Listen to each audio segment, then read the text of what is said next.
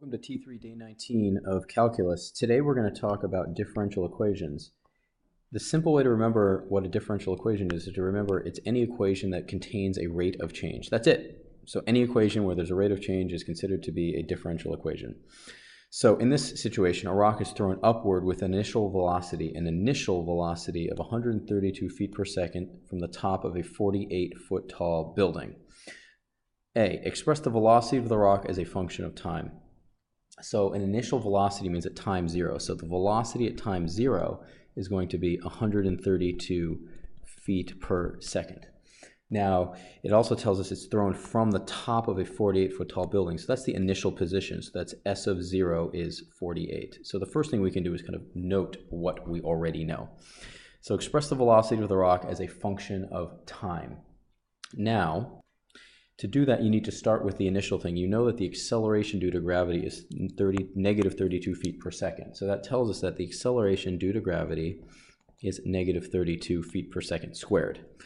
Now, the relation between acceleration and velocity is that the integral of acceleration, so the integral of a of t dt, will be the velocity of the object plus c. So we know a of t is negative 32, so we're doing the integral of negative 32 dt. So that's just going to be negative 32t, because the derivative of this is negative 32, plus c. So we have part of the velocity function, but we need this c. To figure that out, we use this. V of 0 is 132. So if V of 0 is 132, that tells us that when you plug in 0 into this right here, negative 32 times 0 plus c will be 132. So that tells us, because this goes to 0, c is 132. You plug that in right there, and we now know the velocity of the rock is negative 32t plus 132. I'll clean that up a little bit so it's a little bit easier to read, right, like that. So there's our velocity function. So now we need to express the height of the rock as a function of time. That's the position of the rock. So we know that the integral of velocity is going to be the position function plus some constant. So now we take that velocity that we figured here and we put it down there. So it's going to be the integral of negative 32t plus 132 dt plus c. And when you do that integral, you end up with negative 32 over 2t squared plus 132t plus c. Okay. So that is our S of t, but we again want to solve for this c value right here.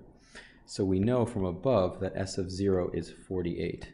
S of 0 is 48, so when we plug in 0 into this position function, S of 0, so that's going to be negative 16, 0 squared, plus 132 times 0, plus c, we know it equals 48. Well, these go to 0 right here, so let's know that c is 48. So our position function will be negative 16t squared plus 132t plus 48. So this is our position function. So how do we find the maximum height and when it occurs?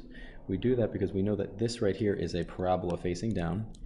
And like we've done many times, you find where the derivative is 0, find where the slope of the tangent line is 0 to find that maximum.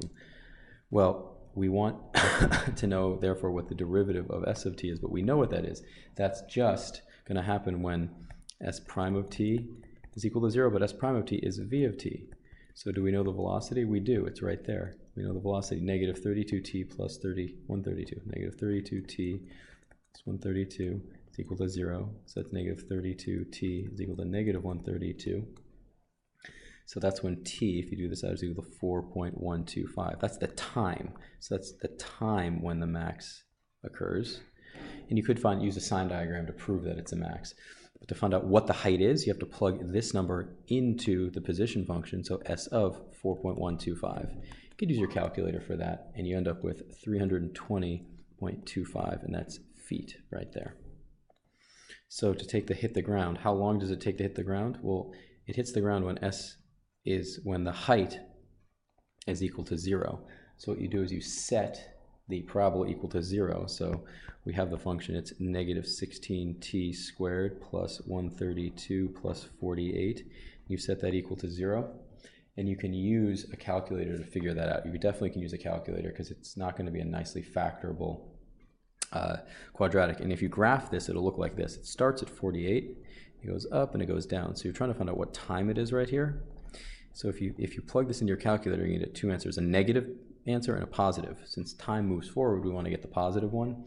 If you use your calculator on this, you'll find out that t is equal to 8.599 or negative 0.348. So since we want the positive one, we'll choose the positive one. So it'll hit the ground after 8.59 seconds. It's good to have the units in there. So how do you find the velocity of the ball just before it hits the ground?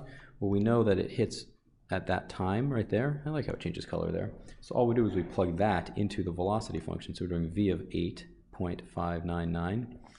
And we plug that into the velocity function, which is negative 32 times t. So it's 8.599 in this case, plus 132. And what's it going to be? Negative 143.168 in its velocity, so it's feet per second. And it makes sense that it's negative because it's going down. So we're going to do a very similar question, but we're going to do it on a different planet. So the acceleration due to gravity is going to be different. It's going to be negative 20 feet per second instead of negative 32. So we're going to find an equation of the height of a ball thrown upward off of a 100-foot building with an initial velocity of 15 feet per second. So all of this is very similar. So our acceleration due to gravity to begin with is negative 20.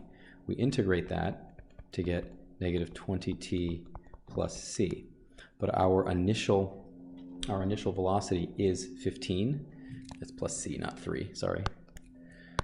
So when the velocity is 0, this thing should, so v of 0 should be 15. So when you plug in 0, you find out that 15 is equal to c. So you plug that in there, and it tells you that the velocity function is going to be negative 20t plus 15. So then you integrate again to get the position function. So let's just integrate. So it's going to be negative 20 over 2t squared plus 15t plus c. And in this case, this is the initial velocity, and this is the initial position.